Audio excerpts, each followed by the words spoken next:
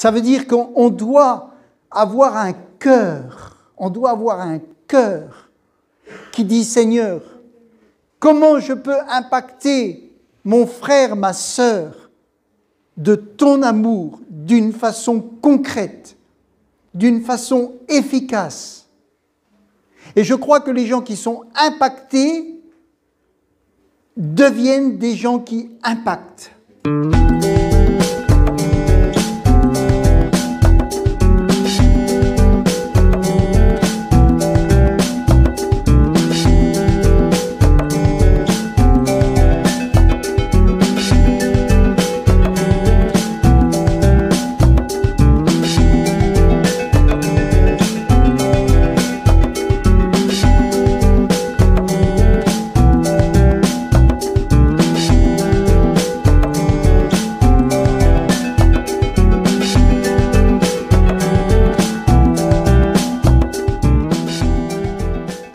Alors ce matin, j'aimerais ouvrir la parole de Dieu sur un sujet. Vous savez, c'est un sujet qui est venu par les étudiants de l'Institut biblique. On a dans l'Église quelques personnes qui font des études un peu avec une école biblique, qui suivent une formation. Et il y a une interrogation qui leur a été faite, une question. Quelles sont les valeurs de votre Église? Quelles sont les valeurs de votre Église? Et nous nous sommes réunis vendredi soir pour essayer de répondre à cette question. Il y a un livre pour comparer ce qui est dit dans ce livre, etc. Mais nous nous sommes réunis pour essayer de voir quelles sont les valeurs de notre assemblée. Et là, quand on se pose des bonnes questions, quelquefois, on a du mal à répondre. Ou parce que ce n'est pas clair, ou parce qu'on répond à côté, ou parce qu'on... Voilà. Mais il faut pouvoir répondre. Il faut pouvoir répondre. Parce que c'est une question importante. Ce n'est pas, c'est vrai, toujours évident de répondre. Parce qu'il y a aussi ce que chacun peut ressentir. Ah ben moi l'Église, voilà ça. Ah ben moi c'est ça. Ah ben moi c'est ça. En tout cas, il faut pouvoir être clair. Et si vous voulez travailler cette question à la maison, quelles sont les valeurs de mon Église? Vous pouvez travailler, réfléchir, essayer de voir qu'est-ce que vous avez trouvé comme valeur dans cette assemblée, ou qu'est-ce qui a peut-être manqué. Et donc, voilà, ça, c'était donc le sujet du jour. Moi, ce que je voudrais, vous savez, ce matin, c'est pas chercher les valeurs de notre Église, mais c'est chercher les valeurs que Jésus veut qu'il y ait dans l'Église. C'est ça qui est important. Parce qu'une Église peut être, on disait, une Église peut être très accueillante, et c'est très bien. Dans un autre lieu, peut-être dans des pays où il y a des grands manques, l'Église va être vraiment faire du social en abondance. Et c'est très bien. Et c'est très bien. Et c'est nécessaire. Je crois qu'il y a des choses générales qui doivent pouvoir se trouver dans toutes les églises. Amen. En tout cas, je vais essayer de voir un premier point ce matin. Alors, j'ai eu quelques petits soucis. Il y a eu un énorme orage, le message n'est pas terminé, l'ordinateur ne s'est pas remis en route, tout a été inondé. Et donc, voilà. Mais on va y arriver, on va y arriver. Jésus va donner quelques paroles qui peuvent nous mettre sur la piste des valeurs qu'il veut voir. Ce sont les valeurs qu'il veut voir dans l'Église. Amen. Et il veut les voir dans l'Église afin que l'Église impacte le monde.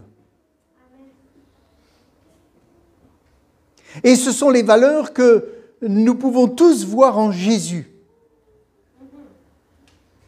Et vous savez, on peut aller chercher tout ce qu'on veut. Notre modèle suprême, c'est Jésus. Et si vraiment on regarde les valeurs qu'avait Jésus, et qu'on dit « Seigneur, je veux que ces valeurs soient dans l'Église », pour que l'Église puisse impacter le monde, alors moi, je vais commencer ce matin à mettre en œuvre les valeurs de Jésus en tant que chrétien, disciple, dans l'Église où je me trouve. Amen. Quelquefois, on attend que les valeurs viennent pour pouvoir vivre avec les autres. Mais c'est nous tous qui devons chercher ces valeurs et les mettre en application. Une parole qui transperce le cœur des disciples. On va lire dans Jean, chapitre 13, au verset 35, j'ai pris dans Parole vivante. Jean 13, verset 35, dans Parole vivante. Jésus va dire une parole. Alors, je vais laisser chercher. Jean 13, si je n'ai pas fait d'erreur. Voilà, dans Parole vivante, il est dit « la marque par laquelle tous les hommes pourront reconnaître si vous êtes mes vrais disciples, c'est l'amour que vous aurez les uns pour les autres. » Je vais relire cette phrase. Et après, on peut la chercher, mais on ne va pas le faire ce matin, mais vous pouvez la chercher dans d'autres versions. La marque par laquelle tous les hommes pourront reconnaître si vous êtes mes vrais disciples, c'est l'amour que vous aurez les uns pour les autres. Si nous voulons impacter le monde, Jésus dit que c'est l'amour qu'il y aura les uns pour les autres, concrètement, qui impactera le monde parce que le monde verra, comprendra et discernera que ce sont des vrais disciples. Ça veut dire que le monde attend quelque chose et Jésus dit, voilà comment vous devez faire. Ça, c'est un point. Jésus va prononcer ces paroles-là dans un temps particulier. Premièrement, c'était son dernier repas avec les apôtres. C'était le jour où il va révéler qu'un des 12 va le trahir. Ce n'était pas un jour glorieux, hein. C'était un jour difficile pour Jésus. Et c'était aussi là le moment où il savait qu'il allait être livré. C'est pas facile. Et c'est aussi, Jésus savait qu'il avait reçu toute autorité. On va le voir après. Il savait, il est dit qu'il savait qu'il avait reçu tout pouvoir et que tout était dans sa main, en quelque sorte, pour faire basculer le monde dans la grâce ou pour laisser le monde entre les mains de Satan. Et c'était le combat de la croix. Et il savait que dans ces 3 jours-là, il allait vivre des choses et que l'ennemi allait essayer tout encore et encore et encore pour faire basculer la victoire de la croix en échec. Vous allez dire, c'est pas possible que Jésus soit en échec. Moi, je vous dis que l'ennemi a tout fait pour empêcher. Si l'ennemi savait qu'il ne pouvait pas y avoir d'échec, il n'aurait rien fait. Mais il a tout essayé, il a tout tenté. Et puis, c'est aussi le contexte, les disciples, ce jour-là, se disputaient. Ils se disputaient devant Jésus. Voilà le contexte dans lequel Jésus va prononcer ces paroles. On va lire dans Jean 13 au verset 1. Jean 13, verset 1, toujours dans Parole vivante. Il est dit, c'était juste avant la fête pascale. Et Jésus savait que le moment était venu pour lui de quitter ce monde pour s'en aller auprès de son Père.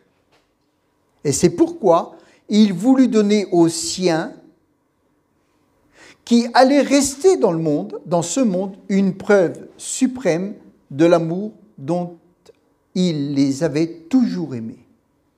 Il voulut leur donner une preuve suprême de l'amour dont il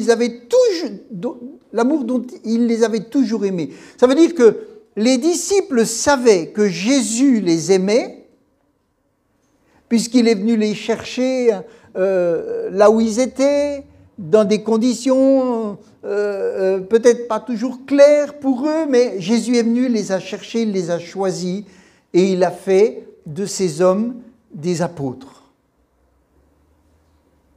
Mais il veut leur donner une preuve suprême de l'amour dont il les avait toujours aimés. Il avait la preuve. Mais Jésus dit, je veux leur donner une preuve.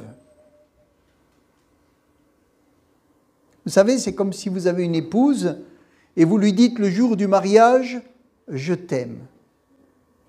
Vous lui faites le bisou, vous savez, puis après, plus rien. Je t'aime. Et même si vous êtes avec elle, et puis que ci et ça, tout va bien, vous pouvez lui donner encore des preuves. Amen. Et Jésus va vouloir donner une preuve suprême. Et il est dit, verset 2, c'était au cours du repas pascal. Il est dit, déjà, le diable avait semé dans le cœur de Judas, fils de Simon, le dessein de trahir son maître et de le livrer. Jésus savait aussi que le Père avait remis entre ses mains le pouvoir suprême sur toute chose, et qu'il était venu d'auprès de Dieu et allait retourner vers lui. Il avait là le pouvoir suprême. Mais il fallait qu'il passe à la croix. Nous avons reçu l'onction de Dieu, la vie de Dieu. Amen. Mais nous devons marcher par la foi. Nous avons reçu ce qui est nécessaire pour vivre une vie de victoire. Mais nous devons marcher dans la victoire. Amen. Il est dit, sachant, verset 4, sachant tout cela, qu'il avait le pouvoir suprême, etc., etc., il se leva de table pendant le dîner, quitta ses vêtements de dessus et prit une serviette de lin qu'il noua autour de ses hanches en guise de tablier. Ensuite, il versa de l'eau dans une bassine destinée aux ablutions et se mit à laver les pieds de ses disciples, puis à les essuyer avec la serviette qu'il avait nouée autour de sa taille. Vous imaginez, pendant ce repas, ce dernier repas, Jésus se lève, ne dit pas un mot, et va aller chercher cette bassine, prendre de l'eau, et commencer à aller vers chaque disciple pour lui laver les pieds. Je pense que ce dernier repas avait une ambiance lourde. Lourde. Parce que Jésus, sachant qu'il avait reçu le pouvoir suprême, etc., dans cette situation, prendre la décision de, on va le voir, prendre cette bassine et aller laver les pieds des disciples, c'est quelque chose qui pour eux, ces disciples savaient ce que ça voulait dire. Et ça a eu un impact. Alors, déjà, ce que je pourrais dire, certains pourraient dire, il n'y a pas d'amour dans cette église. Là, parce que, on va le voir, les disciples se disputaient. Ah ben, il n'y a pas d'amour dans cette église. Et je vais vous dire, le pasteur, c'était Jésus. Alors, qu'est-ce qu'on peut faire de mieux? Qu'est-ce qu'on peut faire de mieux? D'accord? C'était Jésus le pasteur des apôtres. Qu'est-ce qu'on peut faire de mieux? Qu'est-ce que vous pouvez reprocher à Jésus? Est-ce que vous avez quelque chose à dire sur Jésus? Vous savez, moi, j'ai rien à dire, hein. J'ai plutôt à la fermer. Et ils se disputaient. Dans Luc chapitre 22, verset 24, Luc 22, verset 24, il nous est dit, verset 23, toujours dans Parole vivante,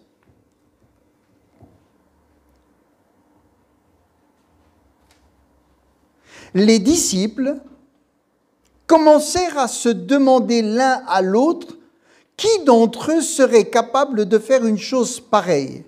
Il s'ensuivit une discussion assez vive pour savoir lequel d'entre eux devait être considéré comme le plus grand. Ça faisait 3 ans et demi qu'ils étaient avec Jésus. Et Jésus était le meilleur des pasteurs. Il était celui qui avait fait toutes les écoles bibliques. À 12 ans, il savait déjà parler et il bouleversait tout le monde par son intelligence, par sa connaissance.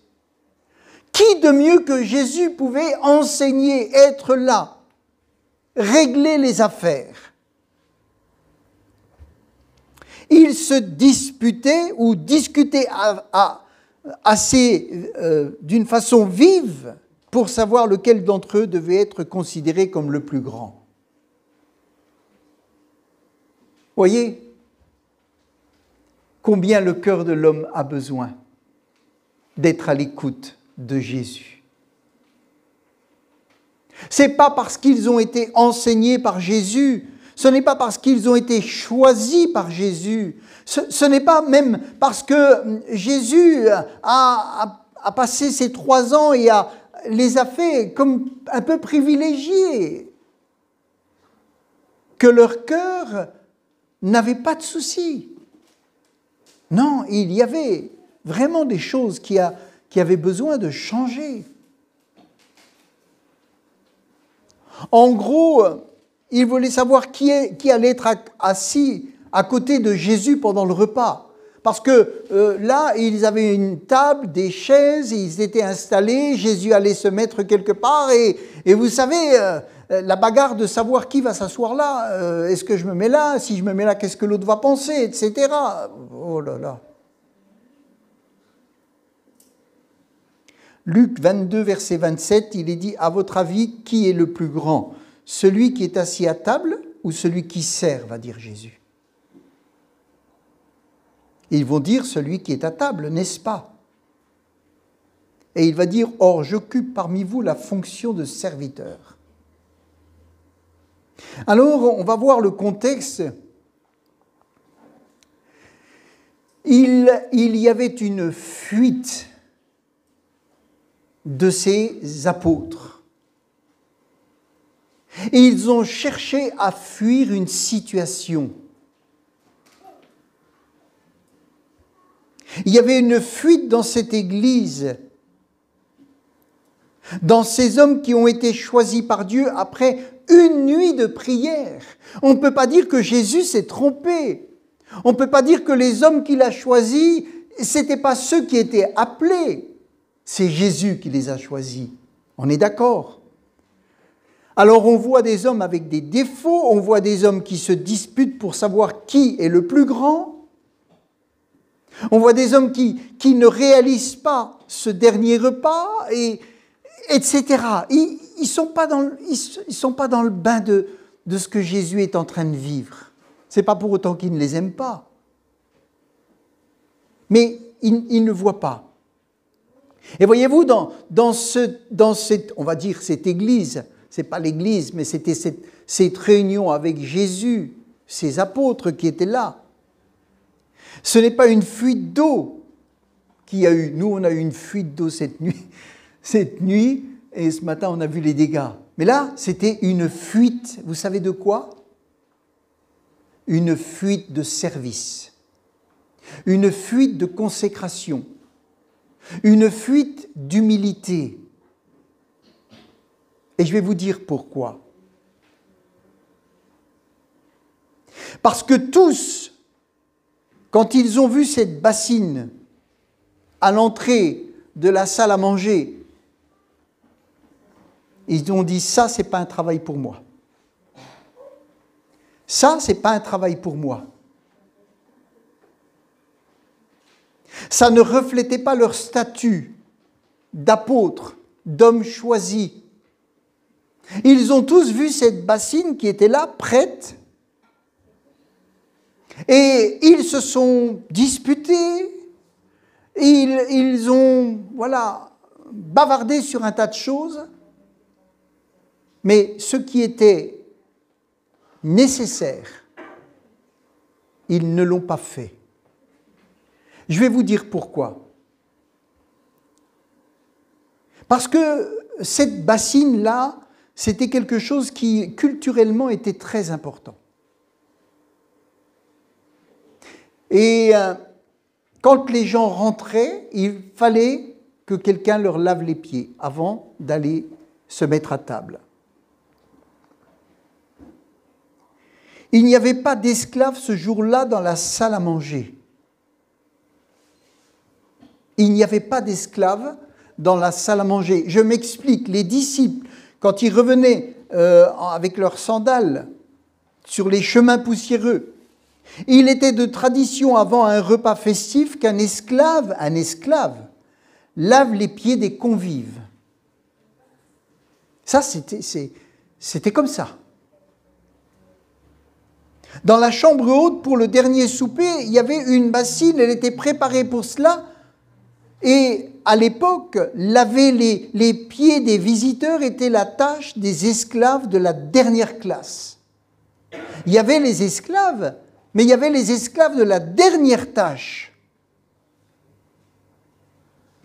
Et voyez-vous, on n'avait même pas le droit de demander à ce service à un esclave juif.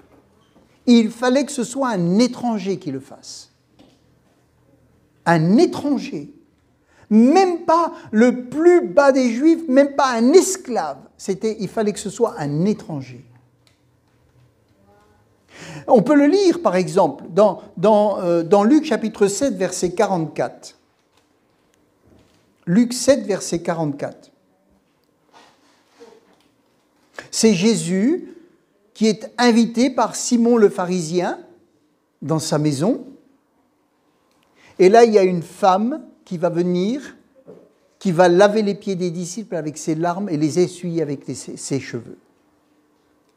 Et Jésus va dire, au verset 44, « Puis se tournant vers la femme, il dit à Simon, « Vois-tu cette femme ? Je suis rentré dans ta maison et tu ne m'as point donné d'eau pour laver mes pieds. » Jésus le dit, tu n'as même pas donné d'eau et quelqu'un est venu me laver les pieds. Mais elle les a mouillés de ses larmes et les a essuyés avec mes cheveux. Et puis après, il va donner d'autres choses. Il va dire d'autres choses. Et il lui dit, le salut est entré dans cette maison, dans cette vie. Amen. Alors, ces hommes qui étaient choisis par Dieu, comme il n'y avait pas de serviteurs dans la maison où les disciples se sont réunis, aucun d'eux n'avait été volontaire pour cette tâche humiliante, considérée comme la tâche la plus basse. Et Jésus va leur donner une leçon d'humilité en même temps qu'un enseignement spirituel. Il leur donne une leçon d'humilité. Si on revient dans Luc 24, verset 25, Jésus intervint. Il dit, « Les rois des nations, dit-il, agissent en seigneurs et maîtres. Ils font sentir leur autorité à leur peuple et avec cela se font appeler leurs bienfaiteurs. Il ne faut pas que vous suiviez leur exemple. Tout au contraire, que le plus âgé parmi vous prenne la place du plus jeune. que le plus grand se comporte comme le plus petit et que celui qui est le chef se considère comme le serviteur.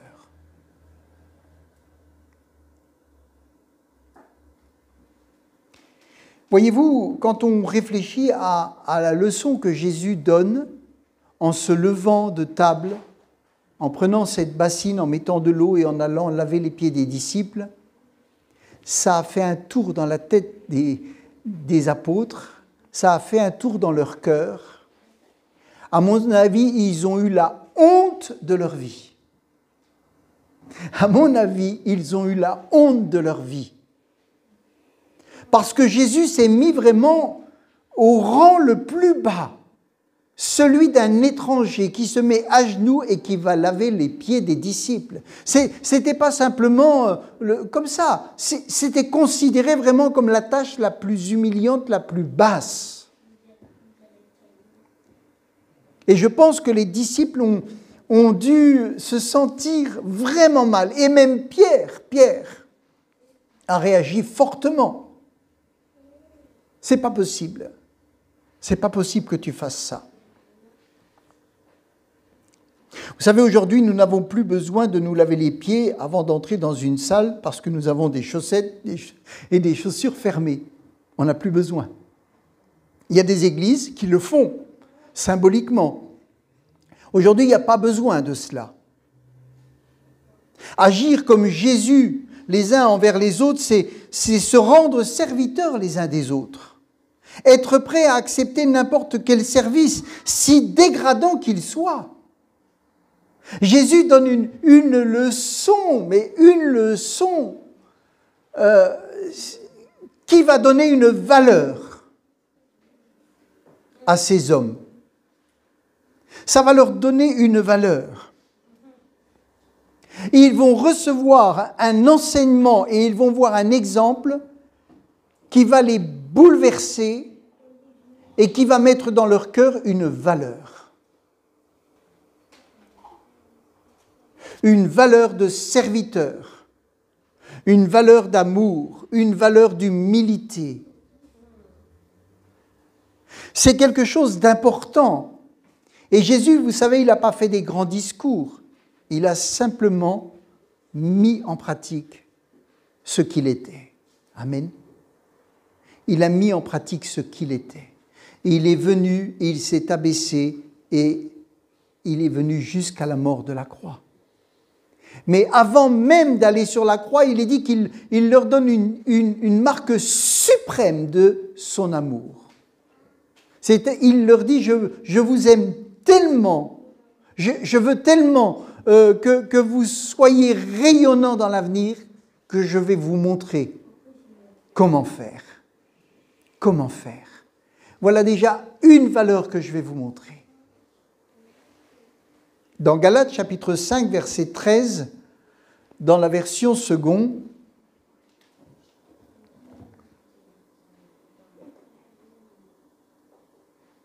Galates 5, verset 13, dans la version seconde, il est dit, Galates 5, verset 13,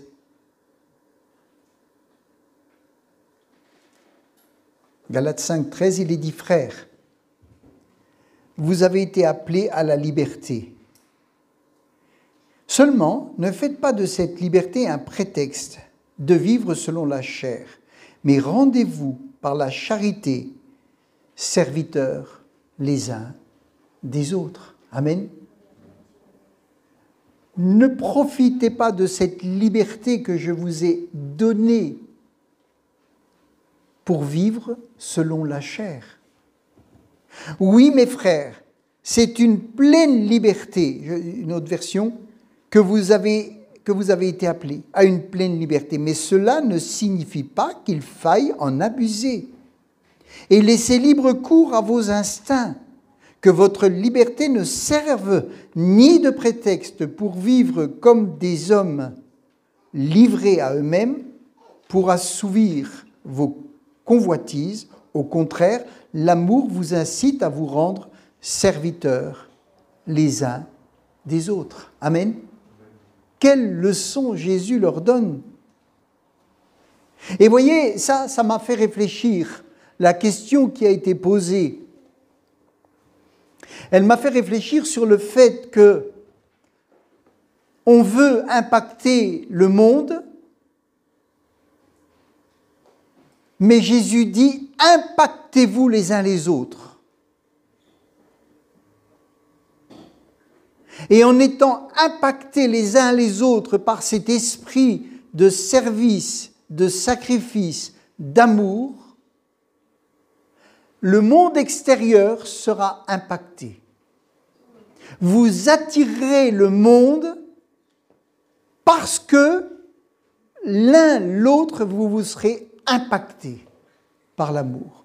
Et je crois que Jésus a impacté ses apôtres, bien sûr, par plein de choses, quand il a fait des miracles, quand il a été, et que des foules étaient là, venaient pleurer, crier, appeler, Jésus touchait, et quand il a multiplié le pain, il les a impactés sur sa puissance.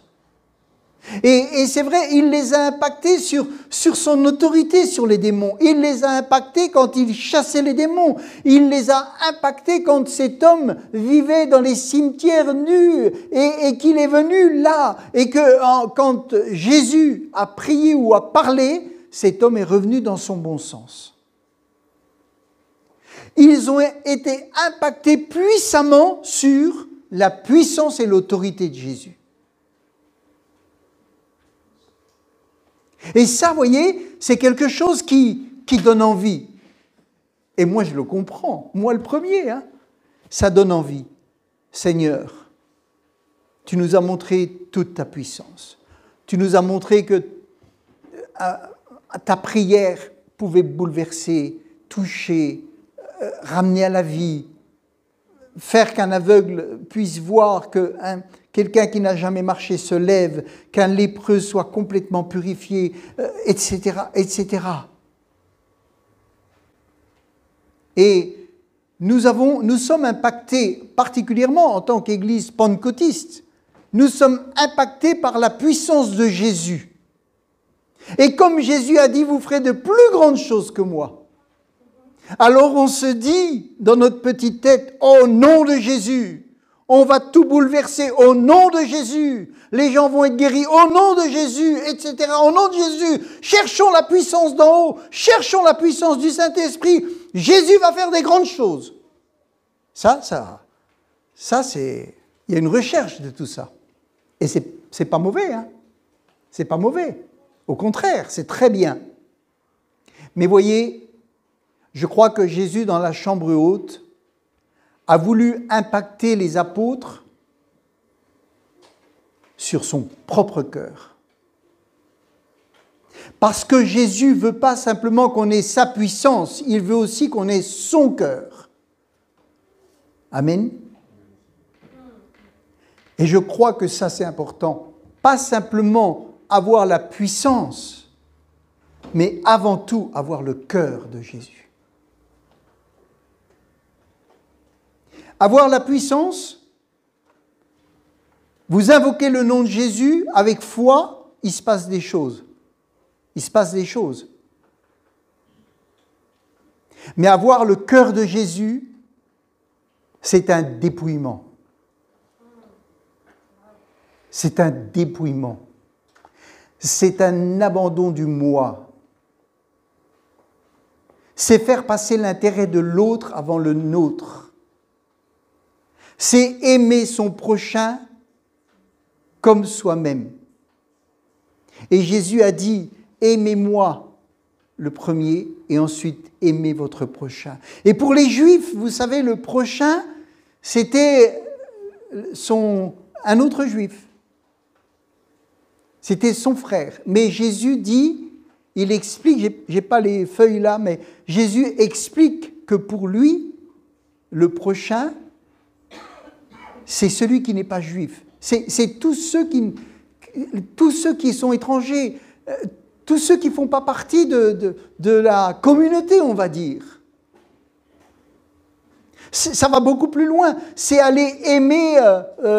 vous savez, c'est quand il y avait cet homme qui était couché, blessé, et que Jésus explique, il y en a un qui est passé, un pharisien qui est passé, un lévite qui est passé, etc. Et finalement, c'est un samaritain, je crois, qui l'a pris, qui l'a emmené, qui a payé l'hôtel, qui a payé les soins, etc. Jésus dit aux Juifs, ce que moi je veux, c'est que vous puissiez faire plus autrement. Dans cette nouvelle alliance, je vous dis, vous devez aimer tous ceux que vous n'aimez pas. Au-delà de vos frontières, ou alors plutôt au-delà de ce que vous avez appris, je veux vous amener plus loin.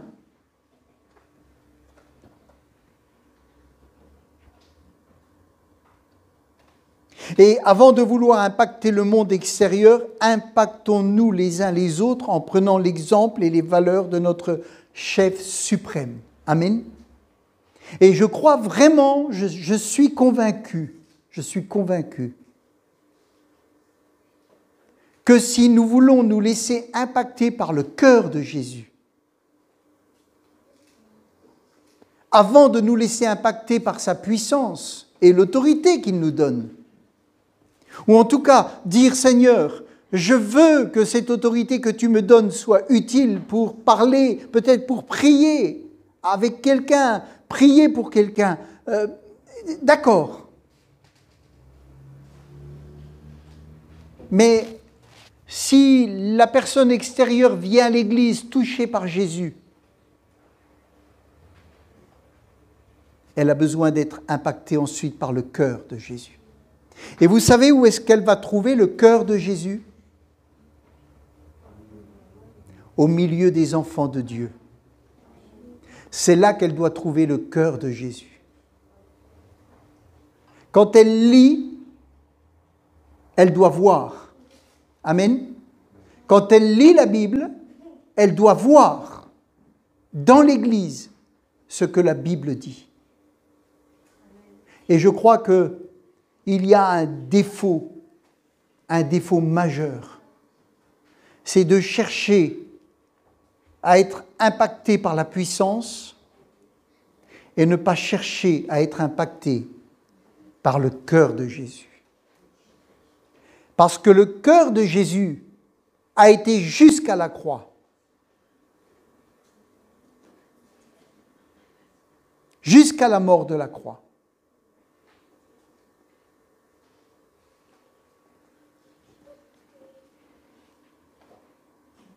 Et je vais vous dire encore une chose, c'est que les apôtres ont tellement été marqués par cette leçon, qu'ils ont servi aux tables jusqu'à épuisement. À un tel point qu'ils étaient en manque de temps pour se donner à la parole. Ils ont servi aux tables, les apôtres. Et qu'à un moment donné, quand ils ont vu qu'ils ne pouvaient plus, parce qu'il y avait vraiment la puissance de Dieu qui était là, ils ont dit, il faut trouver une solution. Si on sert aux tables, on va manquer ce pourquoi on a été appelé, annoncer l'Évangile. Et ils ont parlé, et l'Église a cherché des diacres pour faire le travail. Et ils ont pu se donner davantage ou plus ou comme il fallait à la parole de Dieu. Donc ils ont été vraiment impactés. Amen. Maintenant, il faut dire, par exemple, en Europe, en tout cas en France, la culture, c'est le pasteur doit tout faire. Comme il est en haut, entre parenthèses, comme il est en haut, il faut qu'il prenne la place de l'esclave. Et dans d'autres cultures, le pasteur, il faut le servir. Tout le temps, il faut le servir. Le pasteur, c'est tout au-dessus. Si jamais il veut prendre une assiette, la débarrasser, on va dire « Ah, pasteur, c'est pas à vous de le faire. » Alors il pose son assiette. Mais c'est, je pense, des excès des deux côtés. Pour moi, je pense que c'est vraiment des excès des deux côtés. Parce que tous, nous pouvons aller déboucher un WC. Tous, nous sommes remplis de l'Esprit et pouvons parler du Seigneur, prêcher l'Évangile. Je ne dis pas, peut-être pas en tant que ministère appelé pour cela particulièrement, mais prêcher l'Évangile, prier pour un malade. Nous pouvons tous, si nous sommes remplis de l'Esprit et conduits du Seigneur, nous pouvons vivre des choses merveilleuses. Amen. Mais l'Église a besoin de serviteurs, de servantes. Et nous devons nous impacter les uns les autres par l'amour. Et si dans l'Église il y a le cœur de Jésus, quand les gens viendront touchés par le Christ, le cœur de Jésus rentrera dans leur cœur. Amen. Par l'exemple, par l'amour, par le service. Ça, c'est vraiment, je crois vraiment que c'est une chose importante. Pourquoi je vous dis tout ça aussi ? Eh bien, parce que je vous dis tout ça aussi parce que j'ai lu dans un petit feuillet, ça s'appelait « La poupée cassée ». Guéris mon âme. Les yeux tristes et le cœur abattu, une petite fille vint un jour me trouver, serrant un objet dans ses mains. Avant même que je l'interroge, elle me dit « Papa, ma poupée est cassée, pourrais-tu la réparer ?» Elle ouvrit la main et me fit voir une jolie petite poupée blonde de quelques centimètres, les bras et les jambes complètement disloqués. Je compris très vite qu'un point de colle suffirait pour la remettre en état. Des milliers d'hommes et de femmes ressemblent à cette poupée. Ils ont vécu une enfance malheureuse, un viol, un divorce, un abandon. Ils ont été cassés par la vie et sont aujourd'hui en miettes, comme disloqués. Malgré leurs efforts et leur volonté, malgré les multiples conseils prodigués par les psys, ils sont incapables de tenir debout. Alors je crois que Jésus est celui qui est venu guérir les cœurs brisés. D'accord ? Il vient réparer les vies. Il vient restaurer les âmes. Il vient remettre de l'ordre, on le disait dimanche, dans nos idées, dans notre cœur. Il remet des vies en ordre. Il fait ces choses. On va confier sa vie à Jésus. On va confier ses peines. On va déclarer ses péchés. Et Jésus, le sang de Jésus purifie. Le corps de Jésus donne la guérison. Amen. Ça, c'est l'œuvre extérieure que Jésus et qui va faire dans notre cœur. Mais vous croyez que des gens qui ont été détraqués, blessés, cassés, il suffit simplement qu'on prie et qu'on leur dise « Lis ta Bible, rentre chez toi ».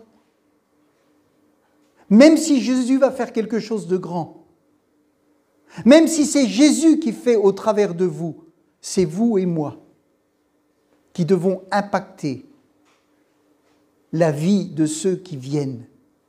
Amen.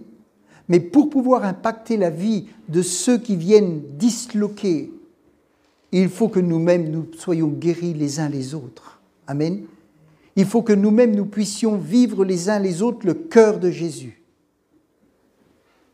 Et là, les disciples, les apôtres ont pris une leçon. Et il y en aura d'autres. Il y en aura d'autres. Mais celle-là, elle est importante. Et Jésus prend une bassine et fait l'esclave et lave leurs pieds. Je pense qu'après cette leçon, quand les apôtres voyaient quelque chose à faire et que ça n'était pas fait, ils y allaient. Ils ne se posaient pas la question, il n'y a pas quelqu'un pour le faire ici ? Ils y allaient. Mais par contre, celui qui voit l'homme de Dieu faire, il peut dire « Attends, je vais faire ». Et chacun peut trouver sa place. Amen. Chacun peut trouver sa place. Mais chacun doit avoir un cœur de serviteur, d'esclave, dans le bon sens du terme. Si vous dites à un célibataire, prie le Seigneur, il remplira ton cœur, tu ne seras plus jamais seul. et puis qui passe des semaines tout seul chez lui à manger ses pâtes moitié froides, ou parce qu'il ne sait pas faire à manger, il met, comme j'ai vu, la boîte en bain-marie, puis qu'après il mange dans la boîte, et puis que vous êtes bien tranquille, et que vous ne vous dites pas « je dois avoir le cœur de Jésus ». Cet homme restera blessé, sa guérison ne viendra pas complètement, parce qu'il a besoin de l'Église. Amen. Si Dieu a donné l'Église, ce n'est pas pour rien. Ce n'est pas simplement pour aller dans le monde et annoncer la bonne nouvelle, parce que quand on va dans le monde et qu'on annonce la bonne nouvelle, qu'est-ce que font les gens qui acceptent ? Ils veulent se réunir avec les autres. Amen. Pour vivre l'Évangile. Pour vivre l'Évangile. Et nous avons tous besoin de guérison. Amen. Et pour ça, il faut dire, Seigneur, pour vraiment avoir cette guérison, je dois recevoir ton cœur, la mentalité de ton cœur, la pensée de ton cœur, le sacrifice que tu as, ta vie de sacrifice, d'amour, de ne pas juger. Quand Jésus s'est retrouvé devant cette femme adultère, qu'on a été sortir du lit de l'autre, parce que c'est ça la réalité, et qu'ils l'ont amené à Jésus. Ils étaient tous là, les gilets jaunes de l'époque. Ils étaient là, ils revendiquaient la loi. Et Jésus leur dit que celui qui n'a pas péché lui jette la pierre. Le cœur de Jésus, c'était un cœur qui voulait amener le pardon, qui veut amener la réconciliation, qui veut unir les gens et les amener les uns les autres à se regarder comme des graciés, des gens qui ne méritent rien, mais qui ont tout et qui peuvent vivre dignement à cause de Jésus, dignement à cause de la croix, dignement à cause de l'impact que Jésus a sur les vies. Et je crois que c'est une valeur que Jésus va donner, la valeur de l'humilité. Et je pense que quand ils ont entendu et vu Jésus faire ça, ils ne se sont plus jamais posé la question « quel est le plus grand ?» Plus jamais. C'était fini. C'était une affaire réglée. Et dans nos vies, vous savez, il y a des choses qui doivent être réglées définitivement. Tant qu'elles reviennent à la surface, c'est que ce n'est pas réglé. Et Jésus a réglé le problème. En tout cas, il a fait en sorte que le problème soit réglé. Et quand on prend les leçons avec un cœur ouvert, en lisant sa Bible, en demandant au Seigneur, il y a des leçons qui viennent parce que l'Esprit de Dieu travaille pour qu'on soit guéri, que le cœur de Jésus soit là. Amen. Ce n'est plus moi qui vis. Qu'est-ce qu'on aime dire ce verset, Ce n'est plus moi qui vis, c'est Christ qui vit en moi. Amen. Je vais aller prendre la bassine. Et je vais faire le travail ingrat. Celui que personne ne veut faire. Christ habite en moi. Alors, je vais prendre la bassine et je vais faire ce que personne ne veut faire. Et Jésus dit, ah, toi, mon garçon ou ma fille, toi, jeune homme, toi, jeune fille, je vois que tu es en train de rechercher mon cœur. Tu es en train de chercher un service dans l'humilité, dans la discrétion. Tu vois, tu es fidèle dans des petites choses. Je vais confondre les grands et je vais t'élever. Amen. Je vais te donner des choses que tu n'imagines même pas. Je vais t'équiper parce que tu as mon cœur. Et je vais te bénir. Et tu seras une bénédiction pour les autres. Amen.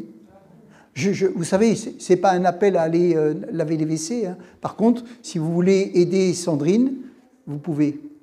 Parce qu'elle cherche toujours des gens pour le faire. Mais je crois vraiment qu'il faut qu'on ait ce cœur-là. Si on a un cœur de service, eh bien, le Seigneur va travailler. Alors, si quelqu'un mange j'ai vu des raviolis froids dans une boîte de conserve, manger comme ça, bouf, même pas réchauffé. Le garçon, la fille qui va être invitée va être impactée. Elle va être impactée. Celui qui est à l'hôpital et qui souffre et qui ne comprend pas pourquoi Dieu permet qu'il soit à l'hôpital, il sera impacté par votre coup de fil, peut-être votre visite. L'étranger, l'étrangère qui arrive sans papier, qui n'a pas d'argent, qui ne sait pas comment il va manger, ou qui on lui donne des centaines de boîtes de conserve, mais ne peut pas aller s'acheter le dentifrice. Ah oui, parce qu'on ne se lave pas les dents avec des boîtes de conserve de thon, de pâtes, de machin, on se lave les dents avec du dentifrice et une brosse à dents. Ça veut dire qu'on doit avoir un cœur, qui dit, Seigneur, comment je peux impacter mon frère, ma sœur, de ton amour d'une façon concrète, d'une façon efficace. Et je crois que les gens qui sont impactés deviennent des gens qui impactent. Amen. Ces apôtres qui ont été bouleversés par Jésus, qui prend la bassine, qui fait l'esclave non juif et qui leur lave les pieds, ça a été une leçon pour toute leur vie. Et quand ils étaient dans la chambre haute et que le Saint-Esprit est descendu pour mettre sur eux cette puissance afin de bouleverser le monde entier, ils ont mis en application ce qui avait impacté leur cœur. Amen. Et ils l'ont mis en application avec la puissance du Saint-Esprit. Quelquefois on dit, quand le Saint-Esprit me visitera, je ferai. Non, reçois les enseignements du Seigneur. Laisse-toi impacter par la parole de Dieu. Laisse-toi impacter par la prédication. Laisse-toi impacter par l'Esprit de Dieu. Et quand tu seras impacté, cette force te permettra de mettre en service tout ce que tu as reçu. Amen. Pour finir, et je pensais être beaucoup plus court, c'est on aime se laisser impacter par la puissance du nom de Jésus. Et beaucoup courent après ça. Je vais aller chercher l'église où il y a la puissance, je veux ci, je veux ça, je veux... Est-ce qu'on est prêt à se laisser impacter par le cœur de Jésus?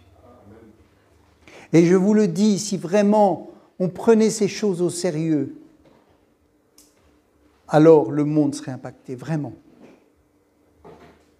Parce que les gens qui viennent, ils ont besoin d'une église qui va s'occuper d'eux. Et vous savez, quand le réveil est venu, on dit, oh là là, ils étaient forts, ils vendaient tout, ils vendaient leurs affaires, et ils donnaient. Pourquoi ils donnaient? Parce que le Saint-Esprit est venu sur eux? Non, d'abord, parce qu'ils avaient reçu l'enseignement de Jésus, et qu'ils avaient compris des valeurs. Mais peut-être qu'ils n'auraient pas pu le faire s'ils n'avaient pas été remplis puissamment du Saint-Esprit. Mais ils avaient reçu les enseignements. Et Jésus les a travaillés, impactés par sa personne, par ses paroles. Amen. Et ensuite, ils ont pu faire. Et c'est pour ça qu'il leur dit, attendez la puissance. Parce que si vous le faites d'une façon humaine, si tout ce que vous avez appris, vous le faites d'une façon humaine, sans l'Esprit de Dieu, vous allez encore être en échec.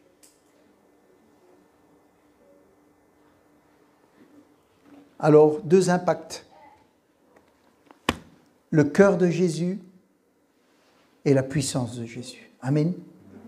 Si nous voulons que la puissance, nous serons déséquilibrés.